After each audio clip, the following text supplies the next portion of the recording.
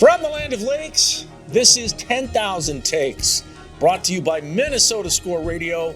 Wally and Eric back for yet another week as we slice and dice the always busy, always topical, super saturated Minnesota sports scene. And Wally, it's the Thanksgiving holiday edition of 10K Takes on television, so push the pumpkin pie and all the stuffing to the side for a while. You've got to work here. Oh, speaking of stuffing, the Vikings got the stuffing kicked out of them. Well, they got carved up like a Thanksgiving pumpkin, didn't they, by the Dallas Cowboys, and Dak Prescott was when they cratered, they came crashing back to earth. That's got to be one of their worst home losses ever. Yeah, not only in the U.S. Bank Stadium era, but I mean, how far do you got to go back for especially a team that was 8-1? Is that the worst loss ever for an 8-1 team in the history of the NFL? I bet if there's somebody that's got the ability to look that up, it has to be right up there. There's so many stats now. Somebody has the numbers at their disposal to figure that out. You might be right. I mean, they had won 7 in a row. They were sailing. Now, granted, their blueprint was winning these squeaker games, walking a tightrope every week. Well, they didn't lose a squeaker. No, this one was basically over at halftime. And CBS, which had the national broadcast, the ratings started going like this. Yeah, so they could not have been happy. But, okay, is it an aberration? Did the Vikings get all this bad football out of their system in one game? Or is this a precursor to what might happen? New England Thanksgiving night, later on the New York Jets, the New York Giants, even Detroit. The Lions are rolling with 3 straight wins. Right. What gives here? I don't know. I think that a lot has been exposed. First of all, it seems like the guys that are backing up Christian Darrisaw, who went down with his with the concussion, and Blake Brandel, by the way. Okay. Whoever didn't. I mean, really. And then Cam Dantzler's replacement was that Booth? Was that Andrew? You're Andrew exactly Booth? right. Yeah, he got roasted a few times. I mean, he was a marshmallow over the fire on last Sunday. It's not a good holiday analogy. No, he was getting a s'more. Yeah, he was getting beat s'more and s'more. No, it was not good. And so I think that what you're looking at, it's funny because we talked to Jeff Robinson, who was a longtime player personnel guy for the Minnesota Vikings. I don't know, 20 plus years. Yep. And when I asked him last week, I said, what are some of the things that they have to be concerned about?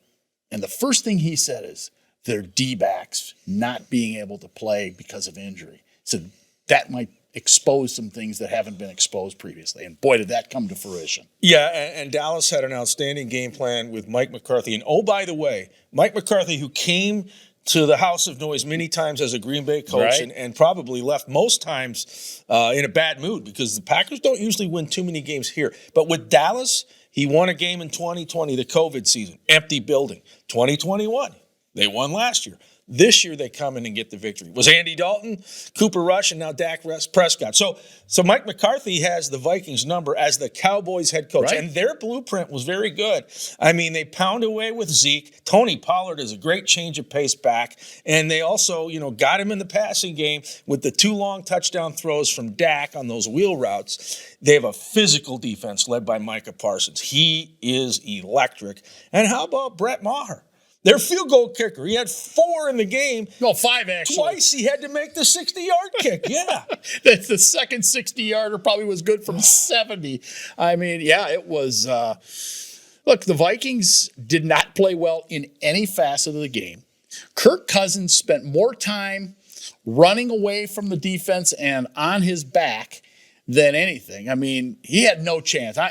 For those of you who are ready to blame Kirk Cousins, good luck. I don't know who would have been able to escape what was going on any last quarterback, Sunday. And that quarterback's going to be average or below average. That's just a fact. Starting with the strip sack right at the beginning of the game. That was Micah Parsons. And then you had the fumble recovery by Dorrance Armstrong on the same play for Dallas. You're exactly right. And then, so you have the sacks. You have pressure on them all game. So the hurries almost are as good as a sack. He threw a lot of balls into the ground. He was just getting rid of the ball to avoid a sack.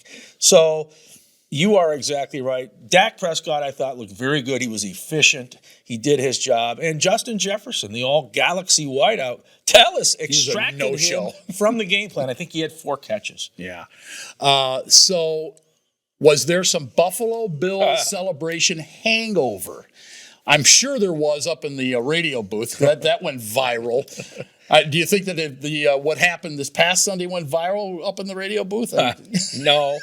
No, and were these guys drinking their own Kool-Aid? Look, it's possible. They're human beings. Because all season they were winning, but they had so many doubters. Well, they're not very good. They aren't beating anybody. They're getting lucky. It's not sustainable. But the Buffalo win seemed to be the tipping point, right? It was the pendulum swinging. And NFL Nation said, we're going to buy into Minnesota. Right. We think their stock's trending up. It's possible that they started thinking they're better than they are. And in today's NFL, more than ever, you can't think that way. No. Look at the Super Bowl champion LA Rams. I believe they're now 3-7. Yep. They're toast. Yeah, they are. They probably won't get to the playoffs. No, I mean, they have to win their last 7 games and hope for some help. Luck. Yeah, nobody's winning 7 in a row down the stretch. No. I mean, to win 7 in a row like the Vikings did at the beginning of the season, it's great. But it's not 7 in a row at the end of the season. And that's when you want to be winning your football games, at the end of the season. So does this expose the Vikings? Are they exposed? Is New England going to take advantage of it? Are they going to find these same holes that the Dallas Cowboys? Now, obviously, they have different personnel than the Dallas Cowboys have. They don't have Parsons, which is good for the Minnesota Vikings. But at the same time, they're going to throw some different looks at Minnesota, and it's going to be a challenge for them on Thanksgiving night. Absolutely. New England got a win over the New York Jets this past week. They're very much in the thick of things in the AFC East, which is a top-to-bottom solid division. Bill Belichick will scheme up whatever he can. I don't think they have the offensive firepower Dallas does. I don't expect it to be 40-3, but they limited the Jets to 3. So I expect a New England defensive game plan that will try to create that pressure on Kirk Cousins. And if Christian Darrisaw is out and Blake Brandel or Vidarian Lowe or whoever's in at left tackle, they're going to bring the heat on that side of the ball. Well, the good news is, A, they're in the NFC North. Yeah. And B, they're 8-2. They're going to win this division unless let me throw this out. And I agree with you. But if Detroit were to win Thursday here we go. over Buffalo, worst case scenario, and Minnesota were to lose, then it's a 3-game lead? Plus a game at Detroit. And the Vikings have to still go to Detroit, and there's a lot of football left. So I highly doubt the Lions could pull this off. But, oh boy.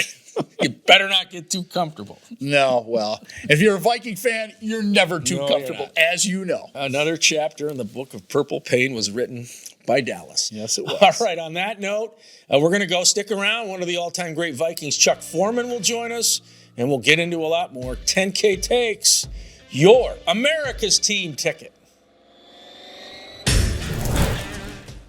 I've been meaning to give you these for many years. I think they're perfect.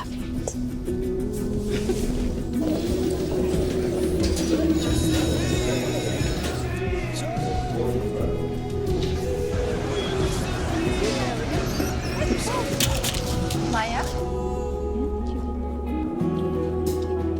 Oh, I love your earring. Why didn't you try these? It isn't just about vision. It's about care.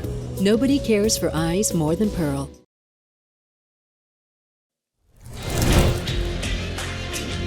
And 10,000 Takes continues along, and whether you like it or not, or whether we like it or not, we'll continue to talk purple. Minnesota Vikings taking that drubbing at the hands of the Dallas Cowboys this past Sunday. And we are joined now by former Viking great Chuck Foreman to relive that and kind of reshape going forward what these Minnesota Vikings are going to have to do. Chuck, let's start out with this past Sunday. Vikings getting beat by the Dallas Cowboys, and they didn't just get beat. It was a beat down. How surprised were you to see how badly things went for Minnesota? I was very surprised. I thought they'd be getting better and better and better. After last week's game in Buffalo, I thought that was the stage to the beginning of the makings of a really good football team. Going to Buffalo, beating Buffalo like that, and then coming home and being a team okay. My thing was, well, who is that team? That's not the team that we've been seeing.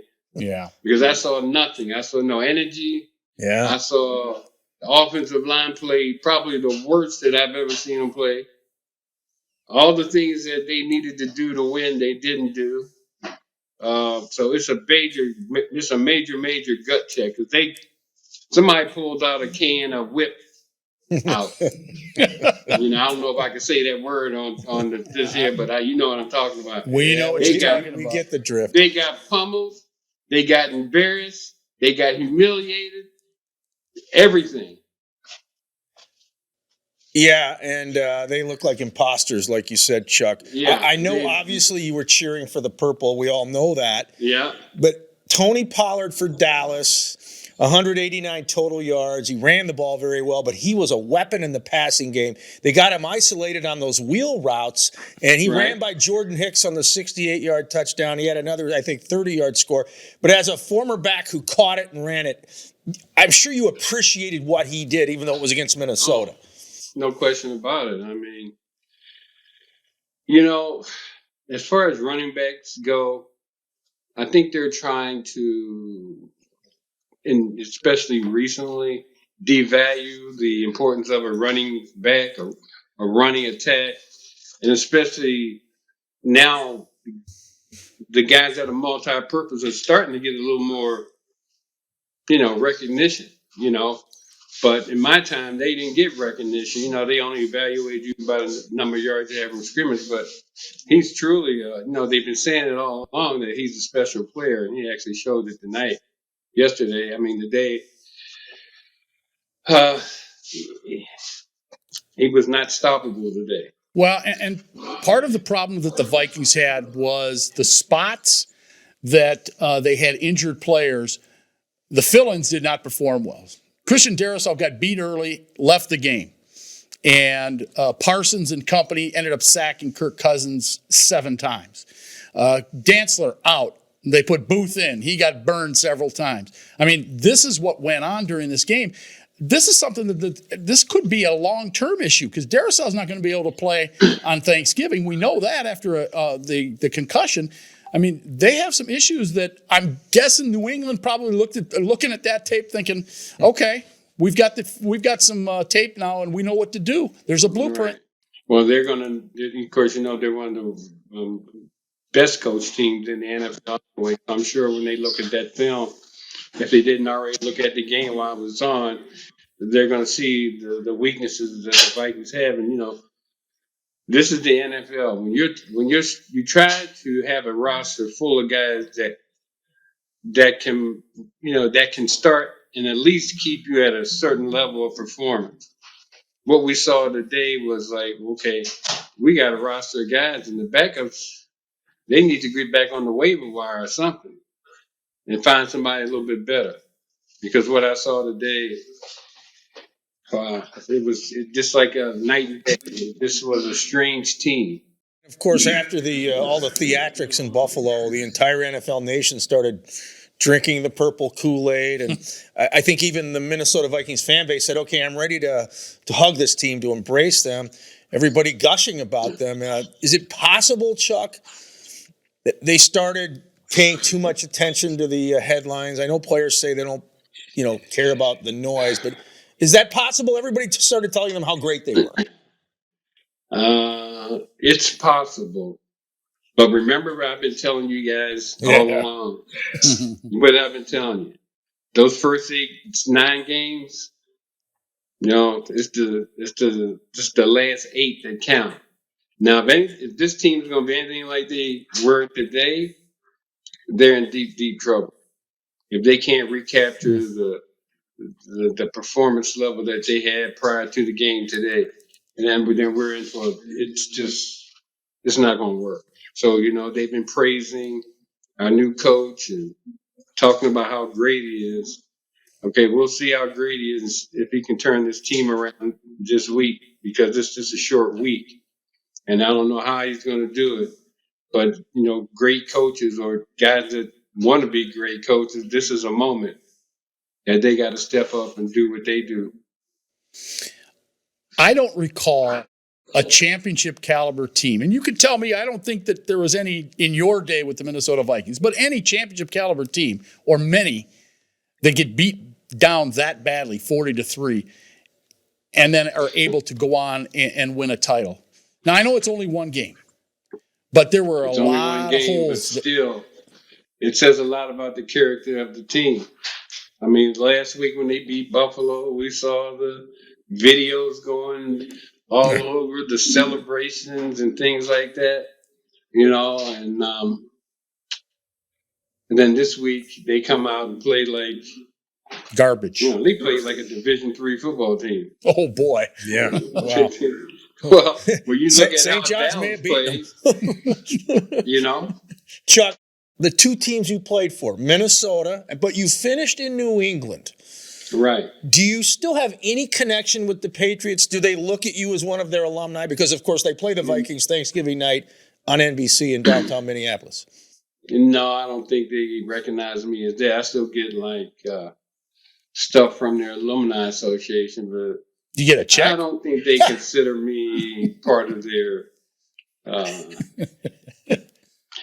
organization at all. All right. But you got to remember, too, that's not a bad thing for me, because back when I played for the Patriots, they used to be the team that you looked at the scale and you put a check mark by because you knew you could beat them. So that's nothing to brag about. But now, after 6 world championships, what can I say? All right, so a short week. Obviously, the Patriots have the short week, too. But is that a good thing for Minnesota to put this thing in the rearview mirror immediately so they got to work immediately on Monday and Tuesday and Wednesday in preparation for Thursday? I wouldn't even look at film. I wouldn't even look at that. Yeah. Not at all. I just put that behind you and just tell the guys, okay, we got to get ready for Thursday and be done with it. And hopefully they can get back on the right track. If they can get back on the right track and have a good game this week, they might have a chance to have a respectable season. Yeah. If you know what I mean, right? No doubt. Did you see anything you liked in that game? I mean, T.J. Hawkinson had a touchdown in his hands, but he couldn't hold on. They would have had the lead had he caught it. But any glimmers of hope in that crushing?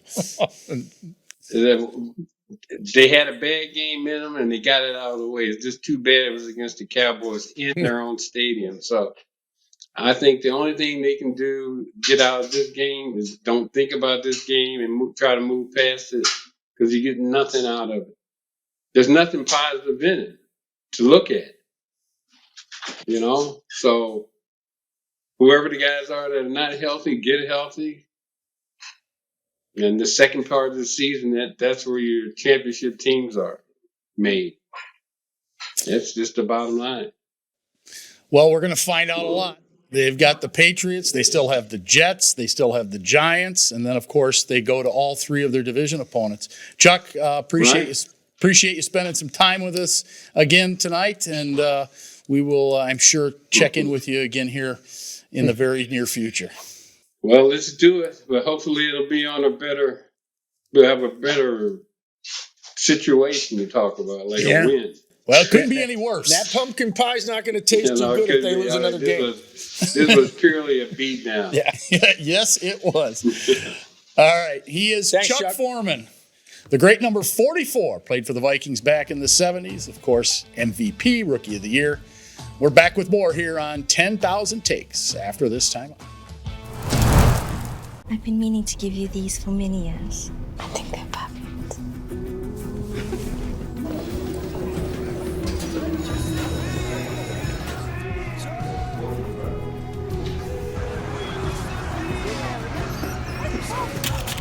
Maya? Oh, I love your earring. Why didn't you try these? It isn't just about vision, it's about care. Nobody cares for eyes more than Pearl.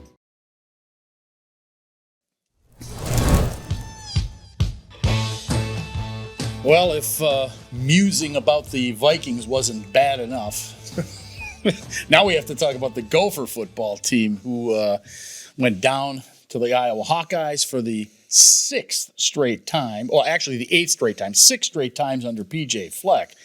Mo Abraham, 260 yards, something like that on the ground. And you still don't win the football game. Obviously, Mo had a big fumble at the end, but, Mo gets tired. I mean, I was thinking the same thing as the color commentator that was doing the game on Fox. He said the exact same thing. He said, hey, you carry the ball as many times as Mo has carried it, something's going to happen. And it did. But they still had chances, and they just could not capitalize. No, I mean, those turnovers were game changers. Mo coughed it up. At the minimum, they're getting a field goal try there. And they looked like they were on their way to scoring a touchdown and icing the game. Right. And then you get the interception by Jack Campbell, the outstanding linebacker for Iowa, and that set up the game-winning field goal. Look, this is you have to give the Hawkeyes credit. This is not a great Iowa team. This is not one of Kirk Ferentz's better teams. They're not even ranked, for goodness sakes. But they found a way to overcome a sputtering start and an offense that still looks rather anemic. And they're in a position to win this Big Ten West. It's shaping up like they're going to be the opponent for Michigan or Ohio State in the Big Ten championship game. But for Minnesota, this was the year to win the Big Ten West. Iowa, down a bit. Wisconsin, down a bit. And Minnesota should have been able to rise up to the top, take advantage, win the West, and go to Indy. It's not going to happen. It's never happened.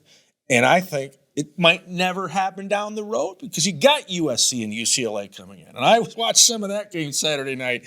And, those are athletic teams. So they have quarterbacks who can play.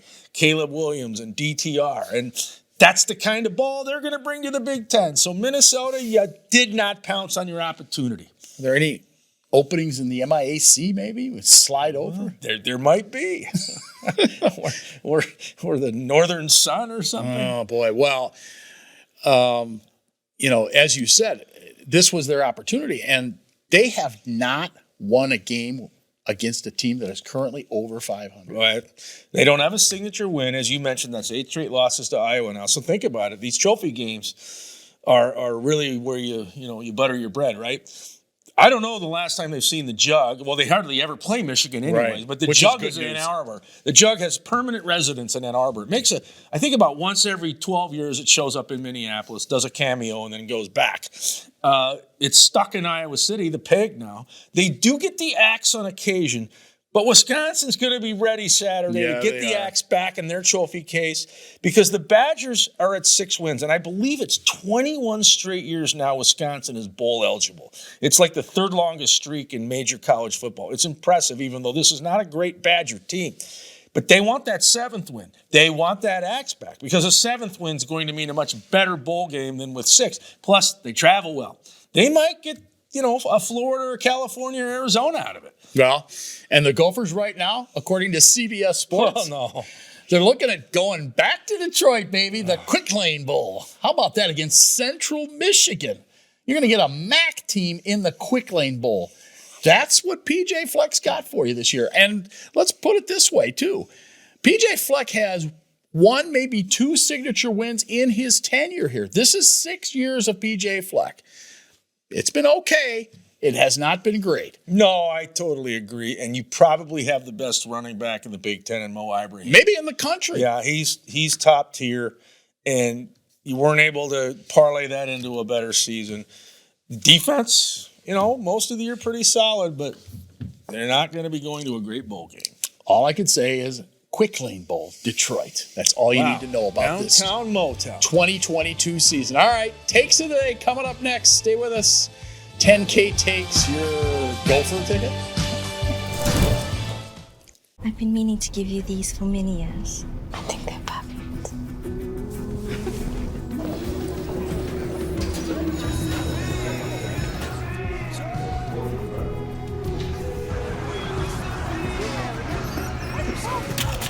Maya?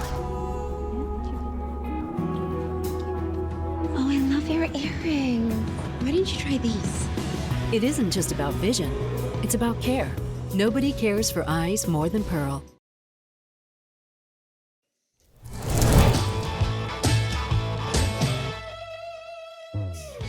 10K Takes on television, another episode almost in the books. The Thanksgiving special that we're airing. So push your pumpkin pie aside and all the food you've been chowing on and finish up the show. And then you can devour it all. Fair enough. Wolves and Wild.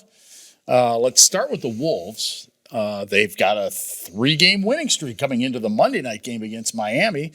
And all of those were on the road. I think that there were a lot of doomsday thinkers when they went out with that loss at home a little over a week ago on a 4-game road trip. Well, they won the last 3, so not a bad thing to start off with that going into the Thanksgiving break with the wins on the road. Probably good they got out of town. You know, yes. The noise was loud. I was one of the people being critical. You were a lot of people doubting this mega deal pulled off by Tim Conley to bring Rudy Gobert in and give up a boatload of players and picks. So they get out of Dodge and they have a good road trip, no question about it. Yep. We'll see if they're going to be able to parlay this into, a hot streak that moves them up the elevator in the Western Conference, because they need to be at least top 6. Obviously you want to finish as high as you can, but no play-in game. Let's put it that way. Yep. And then quickly, the Minnesota Wild also got a victory to kind of help themselves after really a tumultuous week or so for them. They win on Saturday night. They're back home Wednesday night. They've got a long home streak here. And that's important because they played so well at home a year ago, but it hasn't been so good this year. Yeah, they have not been the dominant home team they typically are. Early on, they couldn't stop the puck, no matter who was in goal. They were giving up 7, 7, and 6.